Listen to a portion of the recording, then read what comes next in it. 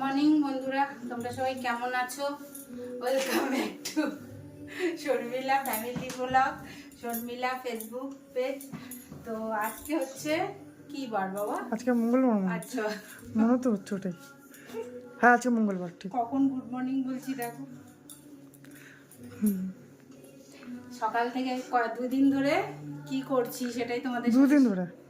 হ্যাঁ দুদিন ধরে। হ্যাঁ, সেটাই কালকে আর শেয়ার করবো। কালকে করেছি ঠাকুর ঘর, পুরো ঝাকাস করে একদম পুরো সার্ফ সাবান দিয়ে ধুয়েছি ঠাকুর ঘর পরিষ্কার করেছি। আমি শেয়ার করিনি, যাই হোক পরে পুজো টুজো দিব যখন ভালো করে তখন তোমাদের ঠাকুর ঘর শেয়ার করবো আবার, ঠিক আছে? একদম পরিষ্কার করে দিয়েছি ঠাকুর ঘর। কালকে সোমবার ছিল যেহেতু, আর আজকে এই ঘরটা ধরেছিলাম।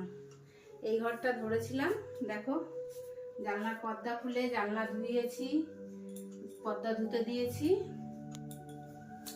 আর এই যে এই ঘরটা ফাঁকা ফাঁকা লাগছিল, লোকজন আসলে না ভারী অসুবিধা হতো, উপরে দোতলায় ফাঁকা জায়গায় দিতে হতো।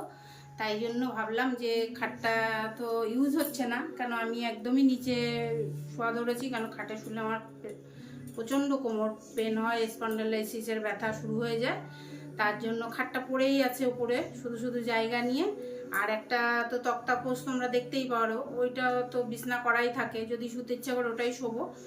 তো ভাবলাম খাটটা সেট করে দিই ঘরের ভেতরে, আত্মীয় স্বজন আসলে ঘরে শুতে পারবে, এটাই করেছি। তো কেমন লাগছে অবশ্যই কমেন্ট করে জানাবে। এখন বেডটা এই বেডশিট, হ্যাঁ এই বিছনা চাদরটা পাচ্ছি, আদিত্য পেতে দেবে আর যেটুকুনি। তো চলো, এই হচ্ছে আজকের আপডেট মঙ্গলবারের।